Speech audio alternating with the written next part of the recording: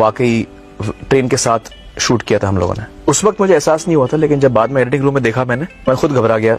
और जब हमने उसको टाइम किया तो the train missed me by 1.2 seconds. Rani মুখার্জির প্রথম সিনেমা গুলামে আমির খানের একটা দুর্ধর্ষ দৃশ্য ছিল, যেখানে আমির খান দীপক তিজোরির গ্যাংয়ের সাথে বাজি ধরে রেল লাইনের উপর দিয়ে ইঞ্জিনের মুখোমুখি সোজা দৌড়েছেন এবং চরম মুহূর্তে লাইনের উপর থেকে ঝাঁপ দিয়ে সরে গেছেন। এই সিকোয়েন্সটি পিকচারাইজেশন করার সময় আমির খান নিজের কোনো বডি ডাবল, স্টান্টম্যান বা ডুপ্লিকেটের সাহায্য নেননি, উনি নিজেই এটা করেছিলেন।